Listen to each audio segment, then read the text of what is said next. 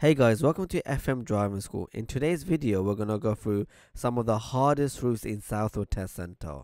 Even if you're taking a driving test near the area such as Yeading, Hayes, Greenford, it's worth watching because some of the roundabouts are similar to those ends. Or if you're just curious in how to do big roundabouts, let's go through this video. Don't forget guys to check out our site fmdrivingschool.co.uk for all the latest tips in how to pass your driving test. Now first of all, you have to notice when you're doing big roundabouts is a sign here so you can figure out which exit you're taking or whereabouts it's going to be, or even the layout of the roundabout. Now we're taking the fourth exit. Usually students think if you take the fourth exit you might be coming all the way back around, and that could be partly due to the fact that students think you have 3 exits on a roundabout: left, straight and right.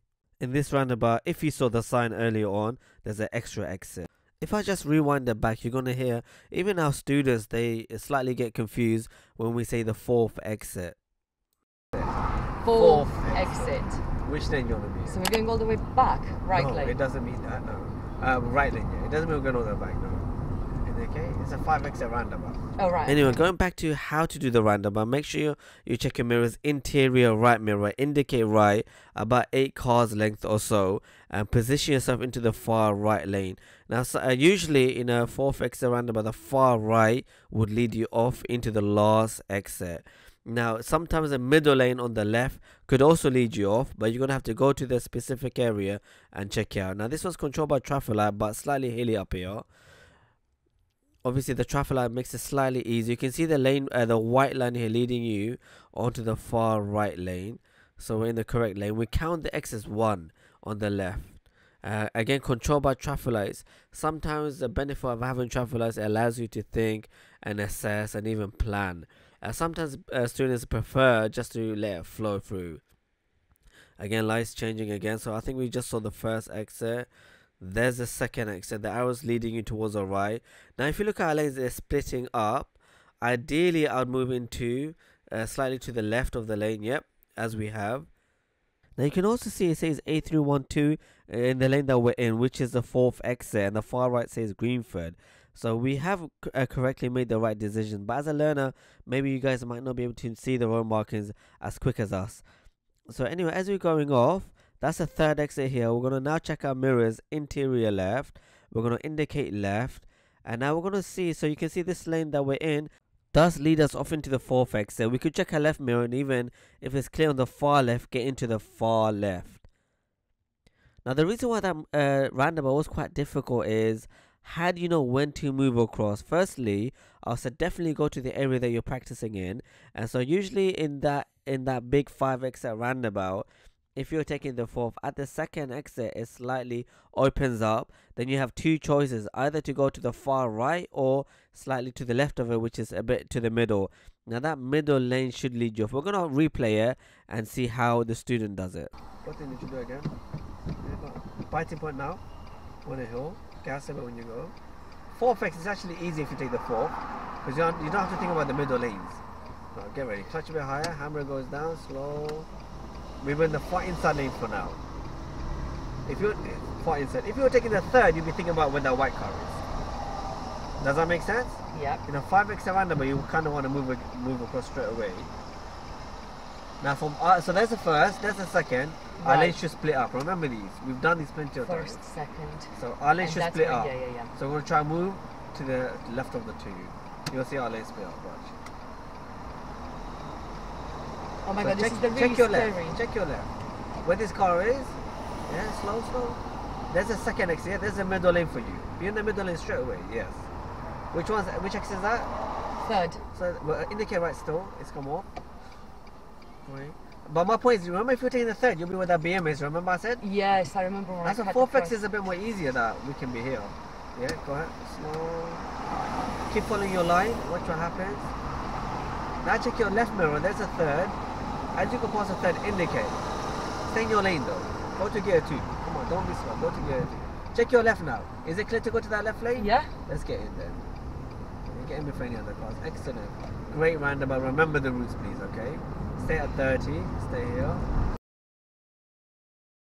Hopefully guys I was a little bit clear. My big advice to you guys, if you're doing a hard test route, a hard test center area, such as in this case Southall, every single roundabout in Southall is slightly different, the layout is slightly different, so do go to the area and check it out. Sometimes even the arrows on the floor can be contradictory, which we're going to show you later on in Southall Test Center.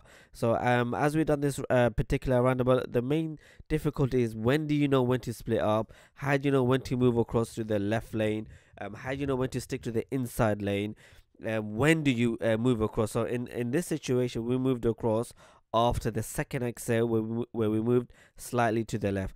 Obviously the question is, how did you know when to move across? How did you know it was after the second exit that you're going to move across? There's a few factors involved. One factor is if you look at the road markers, like in this case it says the far right goes towards Greenford, so we know we have to move across. Are you cutting across lanes in this situation? No, you're not. Sometimes the road markers as well, you're seeing again as we progress with the videos, you'll see sometimes you have to cut across lanes in order to get into the correct lane.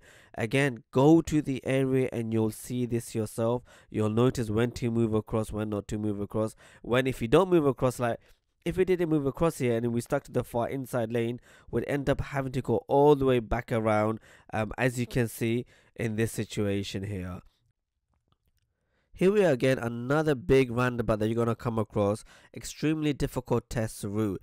That's why these videos are quite helpful. You can at least see the roundabouts before you get there, and you're going to hopefully get some idea on how difficult roundabouts can be, how contradictory the lane markers can be, how unclear the road markers can be. So naturally, if you're taking the third exit as we're in this case, you would assume, let me stay in the far right lane, the inside lane. If you speak to any driving instructor, either the first rule they'll tell you is right lane, usually you should be in the inside lane. Now as regards to the area here, you're gonna see the road markers are not really crystal clear. That's why when you get there, when you start taking your driving lessons, it may be quite confusing. You're gonna see why in this situation. So before we go to the roundabout, we would have been told you're taking the third exit, so you check your mirrors, interior right mirror, you'd indicate right. And now this particular roundabout controlled by traffic lights, so it gives you a bit of time to stop and think. As the lights change, you're going to notice which lane should I get into. You're in the inside lane, should I get into the far inside lane? So as we drive on, you could go to the middle or far inside. It looks like we're going to go to the far inside. Alright, fair enough. You could have been in the middle. Now you don't know that. Say if you don't know the area, it's a natural assumption to make, let me be in the far inside. And then from here, our lane should split up into two, and maybe we're going to move across to the middle. It should split up. If it doesn't split up, then you may be in the incorrect lane by now. We're going to find out. So we got a bit of time to think. While you're sitting around, check your mirrors. Make sure you know who's around so that you're ready to move across. So here we are, as we go around, look, we're in our lane, our right lane. And look, our student's moving across. You're going to check our mirrors, interior left, and move across. So the lane didn't split up. Had it split up would have been easier, but now we have to cut across in order to come off into our third exit.